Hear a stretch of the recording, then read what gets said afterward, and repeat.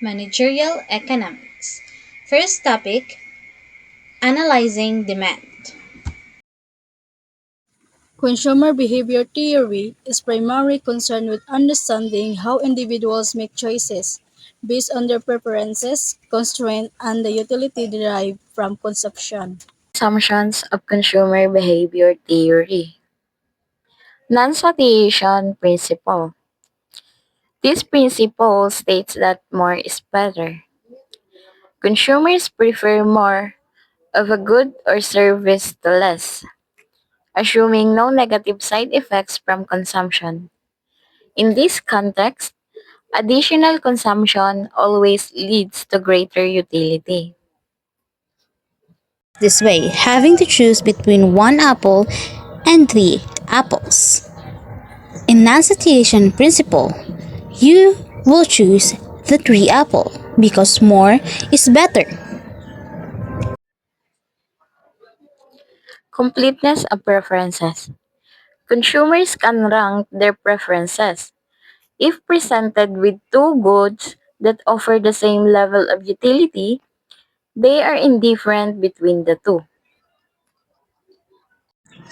Example, you're in an ice cream shop and you have to choose between two flavors, which is the chocolate and the vanilla. Assume that your most favorite is the chocolate and your least favorite is the vanilla. That's how you're gonna rank two options in complete preference. Transitive preferences. This principle says that if you prefer A over B and prefer B over C, then you should also prefer A over C. It means people are consistent in how they rank their choices. For example, Maria prefers 3 apples and 2 oranges in basket A and over 2 apples and 3 oranges in basket B. She also prefers 2 apples and 3 oranges in basket B over 1 apple and 4 oranges in basket C. Therefore, Maria must prefer 3 apples and 2 oranges in basket A over 1 apple and 4 oranges in basket C. The logical consistency of consumer choices making preference relations is rational and predictable. You are probably think that transitive preference and completeness of preference, are they alike? Yes, they are.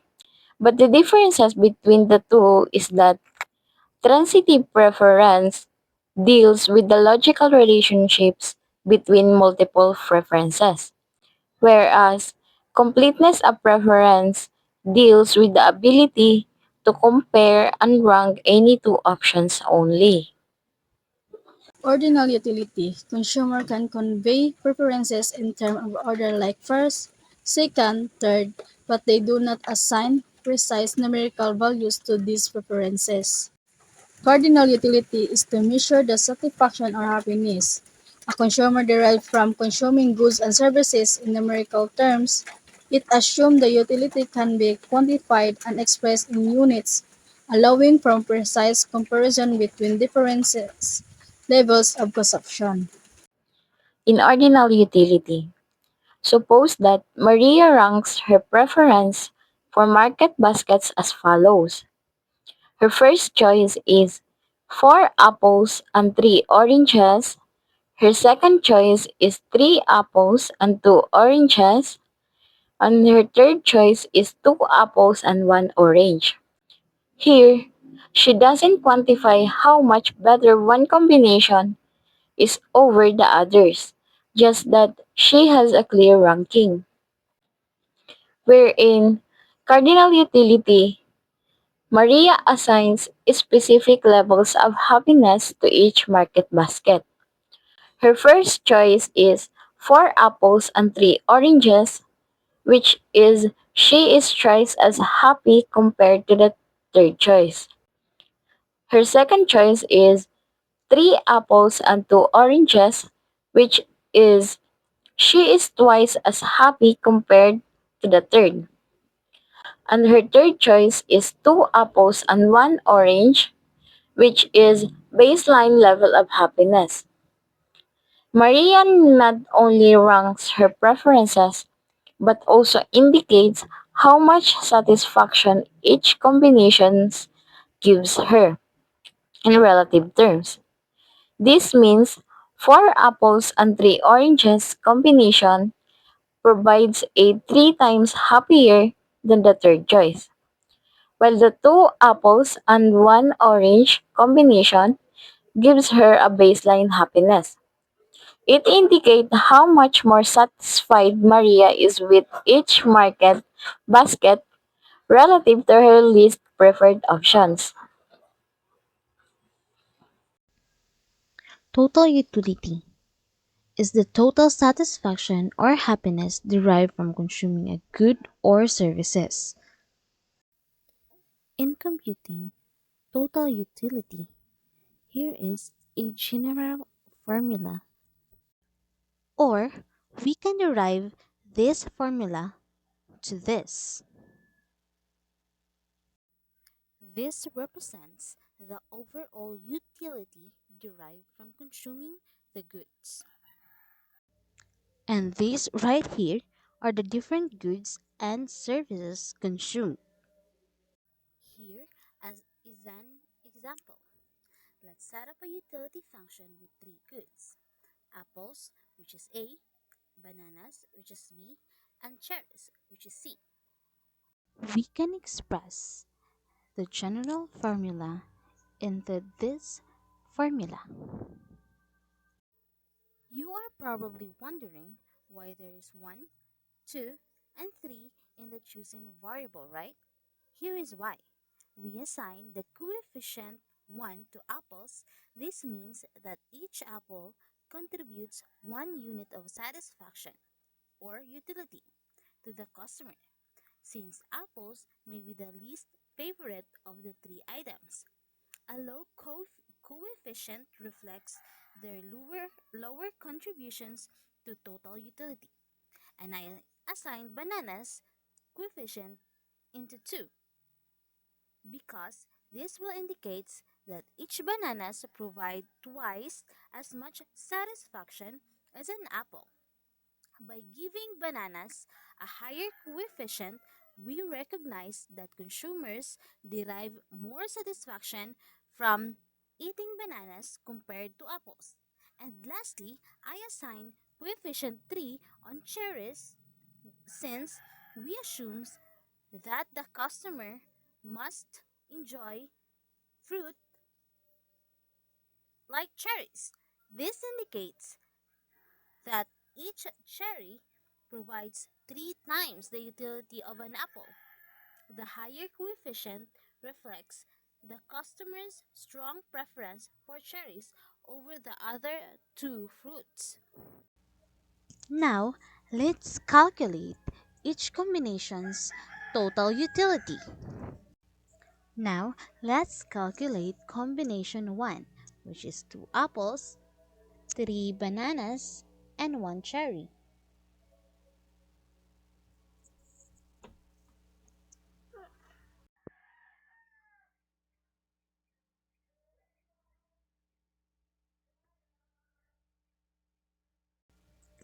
And now, combination 2, 4 apples, 1 banana, 2 cherry.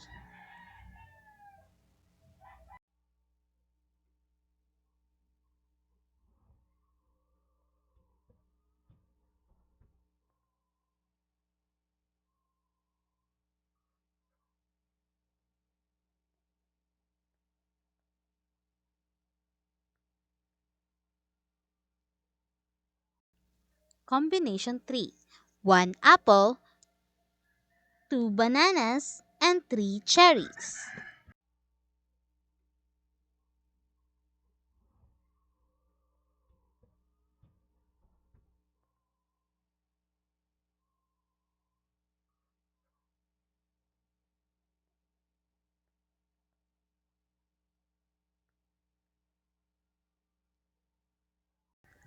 Market basket is a bundles of goods that consumers choose based on preference and available income.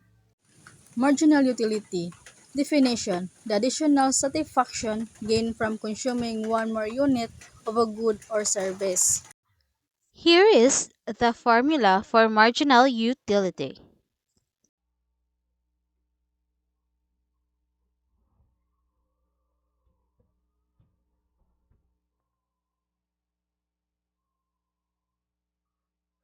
This one is the marginal utility, and this one is the change in utility. And this right here is the change in quantity consumed. This is the current total utility. This is the previous of utility. And this one is the current amount of utility consumer consumed. Lastly, this one means the previous quality the consumer had consumed. First, let's calculate the change in T, or change in total utility, which is this. Let's refer to the table above.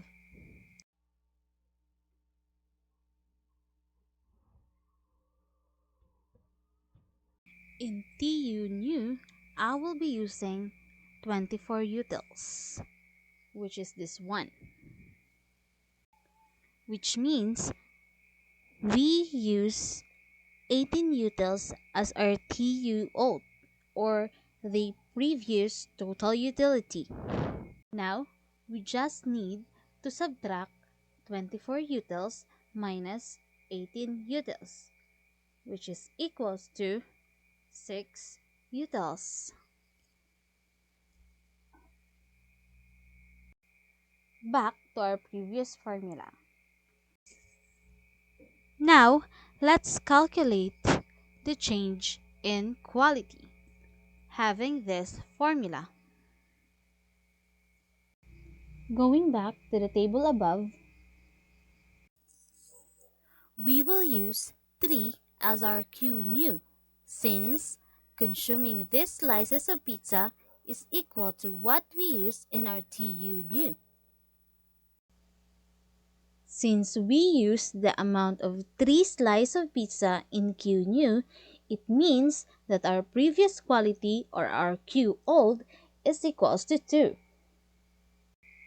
Again, let's just subtract our Q new, which is equal to 3, and our Q old, which is equal to 2, and that is equal to 1. Since we already have our change in TU and change in Q, we can now calculate the marginal utility.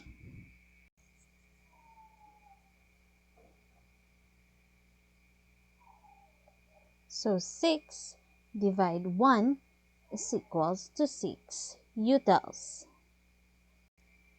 This shows that the marginal utility of consuming the third slice of pizza from the 2 slices of pizza is 6 utils.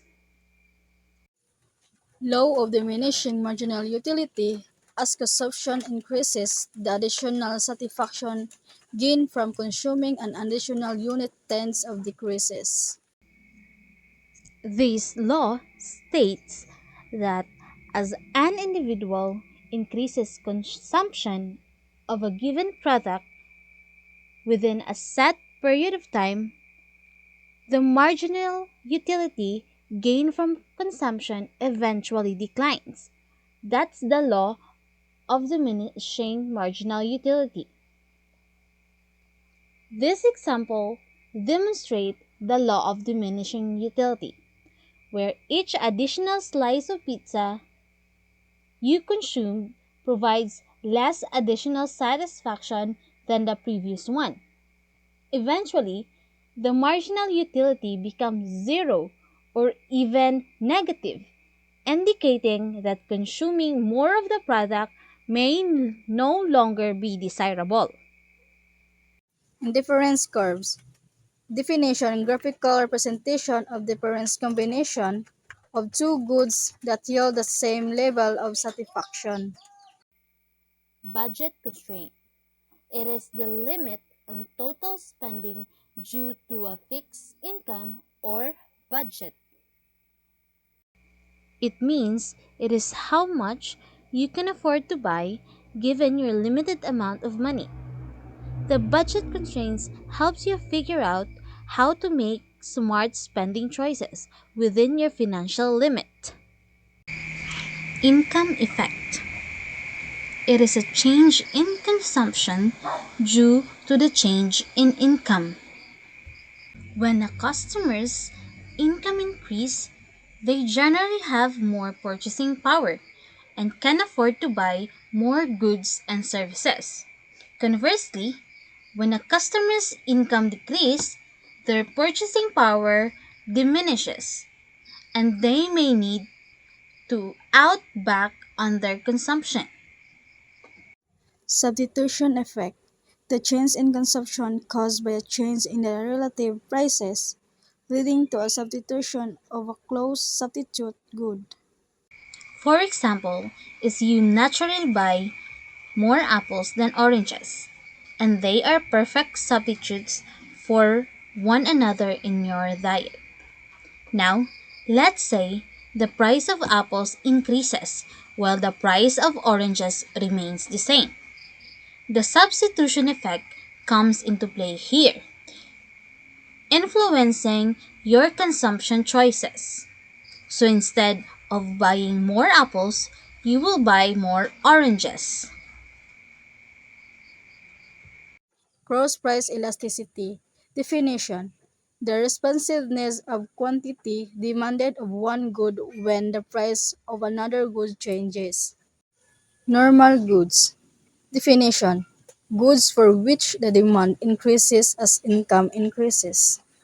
Inferior goods. Definition. Goods for which the demand decreases as income increases. These are some examples of normal goods: cars, smartphones, refrigerator. Here are some examples of inferior goods: instant noodles and canned goods. Next topic is demand estimation. Consumer interview and survey method.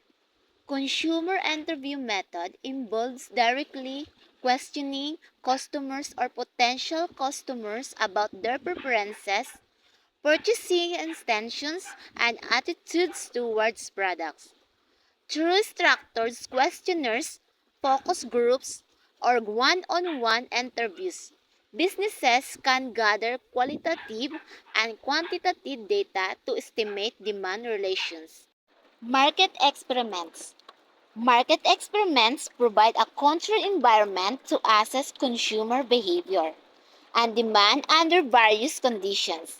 These might involve modifying variables such as price, advertising, or product features in different test markets, and observing how these changes affect consumer behavior. Market demand curve. The market demand curve illustrates the total quantity of a product that consumers are willing to purchase at various price points under current market conditions. The demand curve typically slopes downward, indicating that a price fall, the quantity demanded rises. Here is an illustration showing the demand curve.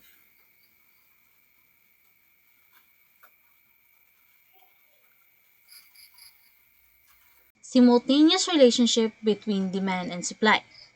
At any given point, the market equilibrium where quantity demanded equals quantity supplied is determined by the interaction of demand and supply forces. These simultaneous relations can lead to challenges in accurately estimating either demand or supply, knowing as the identification problem. Here is an illustration showing the simultaneous relationship of demand and supply.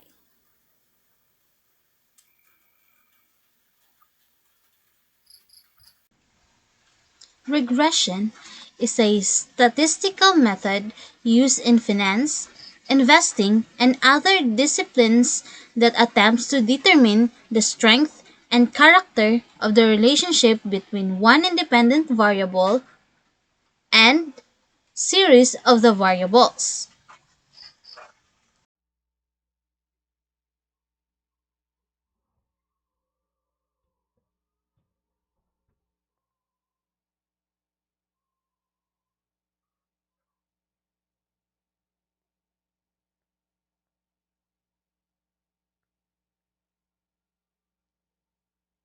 Regression model types. Simple regression involves one independent and one dependent variables. Multiple regression involves multiple independent variables. Evaluation of model performance. If statistic tests the overall significance of regression model. Different types of tests. One tail test can determine if change are positivity or negativity correlated, while two tail tests for any significant relationship. Consumer interview, market experiment, and regression analysis provide variable insight into understand demand. By utilizing these methods effectively, firms can make informed decisions that align production, pricing, and marketing strategies with consumer preference and market demand. Understanding the interstate of data types, regression model, and the relationship between demand and supply can further enhance the ability to predict market behaviors accurately. Third topic, forecasting. Qualitative analysis. It emphasizes subjective judgment and personal insights rather than statistical or numerical data. It means it is looking at things based on personal feelings and experiences instead of using numbers and statistics. This approach is highly useful in situations where historical data can be limited or the economic environment is rapidly changing. Here are some examples: customer reviews, interview transcripts, and open ended survey responses. Personal insight method. Suppose there's a new drink, a health drink. It is being launched by a company. An experienced marketing manager using personal experience in similar product launches predicts that a health drink will appeal more strongly to health conscious customers. Based on trends he observed in past launches of organic products. The personal insight method is when someone uses their own experiences and observation to predict what will happen. So, he's using what he knows from the past to guess how well the new product will do. Here are some examples of personal insight method: journaling, mindfulness and meditation, self-assessment tools. Panel consensus method. This method relies on gathering opinions from a group of informed individuals to create a more robust projection by synthesizing their insights. It's like getting advice from several experts to come up with a better guess about what will happen. Example: product managers, marketing experts, and financial analysts. Delphi method is engaging experts who provide anonymous feedback through multiple rounds of surveys or questionnaires, with a facilitator summarizing the findings after each round to reach a consensus. It means it is gathering opinions from experts anonymously using surveys. After each round of survey, a facilitator summarizes the feedback and sends it back to the expert for further input. This process continues until the group reaches an agreement. Delphi method has a panel of experts. Econometric methods use economic theories and statistical tools to predict how the economy will behave in the future. It's like using math and data to make educated guesses about what will happen in the economy. Here are some econometric methods.